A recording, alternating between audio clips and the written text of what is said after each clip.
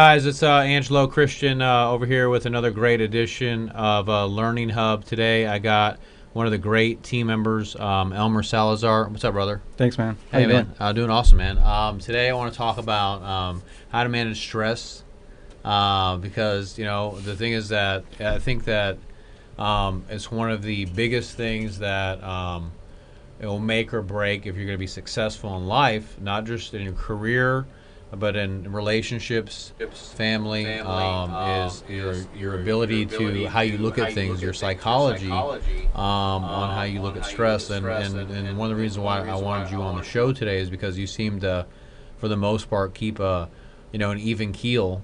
And to me, in my experience, stress is where the money's at. Meaning that you should be looking for conflict and getting engaged in that because whoever the problem solvers are in life, those are the guys that are getting paid. I don't know anybody that's not extremely wealthy or successful that doesn't solve problems. Right. So I wanted to kind of see what are some of your best practices on how to manage stress. What do you do? Yeah, so I'd say, back about 3 years ago, I read a book called Emotional Intelligence, and that really, brought that whole concept up. I really had no idea that it was important to kind of keep your emotions in check and to, that the way you kind of handled situations would determine, in essence, your success. And so that book really helped me just kind of become aware of that situation. Mm-hmm. And as far as how to deal with it, I think one of the most important things is actually venting. Like if you feel like something needs to be said or you need to share something with somebody that's stressing you out, sharing that information with somebody, just kind of venting and letting it out a little bit. That does help out a lot. And especially with the colleagues that we have here, it's extremely important to be able to bounce, off those kind of those stress or those instances that are causing you stress, and that's really good and really important. Oh no! When you say venting, like you're not venting at the customer. No, absolutely Okay. not. So Absolutely not. So like, let's say that for example, you have somebody that a customer that's yelling at you for whatever reason. The transaction's not going the way that it should, or it's taking longer. Do you, as their tone gets louder, do you get louder with them? Or how does that work? I think it's important not to. I mean, it's really easy to get caught up in that, but it's really important to stay calm and Stay calm. Stay Okay. calm, yeah. Because if they can feel that you're becoming that your voice is kind of become like theirs, and you're kind of exasperated and stuff like that, they can sense that. And so I think it's important if you stay calm, they'll kind of come down with you and calm down and kind of realize that the situation is not as bad as they're making it seem. So, yeah, I'd say staying calm and keeping your tone, even monotone to a certain extent would work out really well. Okay, so I mean, so we go back. I was talking to Joe about this yesterday, and on how to close sales, and tone came up. As a really big indicator on trying to when you're closing somebody, if you can keep a calm tone. I mean, sometimes you want to change your tone depending on what you're trying to convey.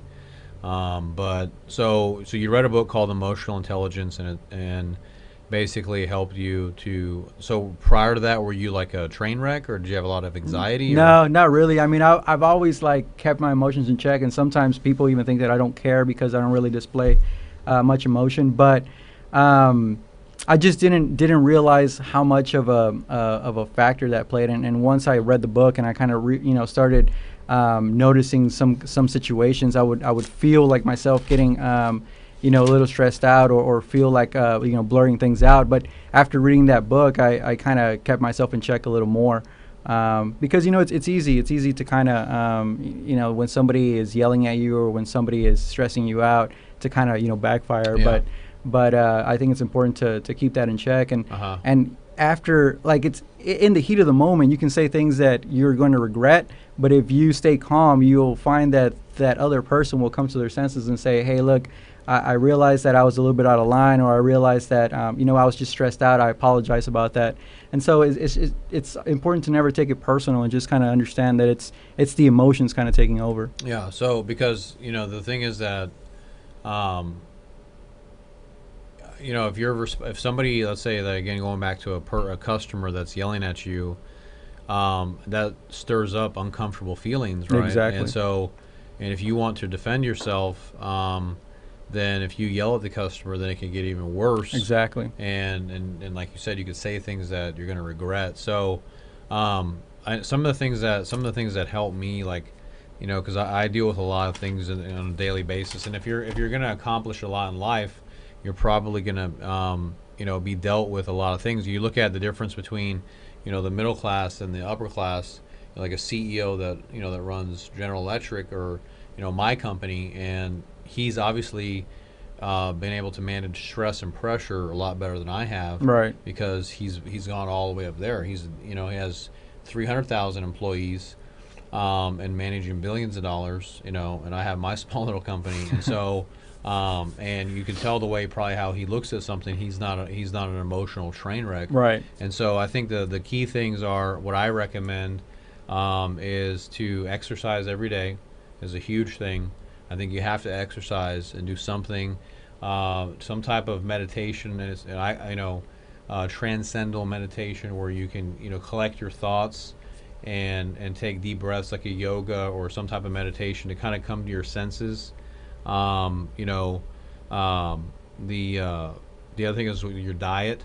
If you're eating a bunch of sugary foods or a lot of caffeine, that can also affect your anxiety levels. And we've seen that, and a lot of people they're not aware of this, but sugar, caffeine, all these things, they affect your state, and you have to keep your state in check if you're going to be at perform an optimal performance, peak performance. And so if you're eating a bunch of sugar or donuts or all these things, which we provide, so then it can affect your state, and then therefore affect what comes out of you, your tone, your performance, and everything. And so the other thing I would say is that a lot of people, and especially in our business, it's not like just one customer's coming, it's a wave, right? So you have this tsunamis coming at you from email, phone, text, previous customers, new customers. So you're hit with bombs all day, and in your mind, you get extremely overwhelmed. And I think probably a lot of executives, whether you work at Google or Shell or whatever, probably a lot. Because I said that I think where I read the average Google executive gets like 400 to 500 emails a day. And how do you filter through all that? Right. And so we're probably somewhere where I get probably 600 to 700 emails a day, and a lot of it's just garbage. Not that it's not spam, but it's just stuff that's commentary. Right. And so you're going to have to know what to focus on. And one thing that really I think is very important, that you focus on one thing at a time, right? So if I'm focusing on 20 things at the same time, the brain can't handle all of that, doesn't know what to do. Right. You know what I mean? Because you do this, then this one's coming at you, and then you get attacked from this side, and so it's better, I think, that if you can, stay calm, take deep breaths, and focus on just one thing, and then get that one done if you can, and then go to the next one. You may be there all day, but I think you can do more than one thing, but I think if you start to get more than 4 or 5 things, I think that multitasking with a lot of sugar and caffeine could probably lead to high levels of anxiety and a lot of stress in your life. Yeah, I'd also say, like, if you're going to be focusing on one thing, also be open-minded and realize that you may be, taken out from that one task that you're doing. So if you're pulled aside, when you come back, don't stress out about the time that you've lost. Instead, focus on getting back on track and focusing on that task that you were doing before you got interrupted. And so I guess interruptions are going to come whether you want them or not. And so it's just important to be flexible and not to be so rigid that you can't deviate from what your plans are as well. And I think that controlling your mental focus, like, don't focus on negative things or fearful things, because if you focus on that, then it is going to give you stress. And I'm not saying to be oblivious and not think about it, but if you're thinking about negativity and bad things, then that can it's going to make you feel that way, and it could manifest. I mean, you can put some percentage of the time on those things and have to be proactive to consider the downside, but then quickly come up with positive solutions. Right. Like in other words, let's say that someone's house doesn't appraise out, don't think about, oh man, now we can't close. Now they're going to be mad. Now I'm going to lose my commission. So it's just a pattern of negativity. Mm-hmm. You got to think about, how can I turn this around? Can I move to a different product? Can we dispute the appraisal? Can we look, can we look for another property? You got to, so the questions that you're ask yourself, the things you're thinking about in your mind are going to affect you. Right. And so you have to be in the right state, and know that anything's possible. There's always a turnaround. And you've seen that here working at the company, that some people, they excel and they do really well, and some people, they just flounder and they can't make it. Right. And it has to do with their mindset. Right. Most of the time. Yeah. And so so I think that those are some of the key takeaways here. I think, like he said, managing your emotions, staying calm, focusing on, just try to do one thing at a time, not many things. Try to focus in the morning, right when you wake up, on the biggest thing first. The biggest things that are going to change your life, focus and put the most energy on those, because as the day passes, your energy is going to go down and your willpower is going to go down. So right when you wake up in the morning, you want to do the most important things. Healthy diet, like I said, I would lay off a lot of sugar or simple carbs. Every once in a while, it's okay. But I would stay with more like, vegetables, protein, as much as you can. And I think sweets and all that's fine, but it's very rare. And I think because all of this can contribute to affect your state. Also, Right. enough sleep. You should probably be getting about 6 hours to 7 hours of sleep. I don't think you need 8. Some people say you need 8. I think 6 to 7 is fine. So I think that these things will help you a lot in your day, and controlling your focus in your mind, so that way you're not getting overwhelmed, you're not getting upset. You take deep breaths. Meditation is very good, yoga, and know that if you want to be a high level executive or someone very successful, you're going to have to endure a lot. Mm-hmm. And just getting prepared mentally when you walk in that door for what's going to come. It's like when you go to play, the football player goes to play the game, or the basketball player, he has to get mentally prepared and condition himself. And that's what we see here with loan officers. If they fail, they weren't conditioned. Right. If the football player fails, he wasn't conditioned. His mind wasn't mentally prepared to handle the bombs or grenades, the attacks, Mm-hmm. the opportunities, the grind, And I think that's a huge thing, is you have to be mentally prepared what you're about to get into, so when it comes at you, you can, be like a Jedi and just go right through it. Yeah, absolutely. So anyway, guys, this is another great edition of Influencers.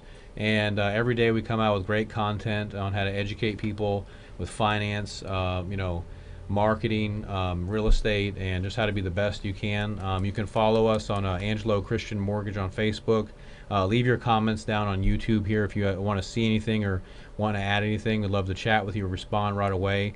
Please follow us. Like I said, this is all free. We don't charge anything for this, but we want to provide great content to help everyone out there. You can also check us out on Instagram. We'll be back tomorrow with another great edition. All right, guys. See you later.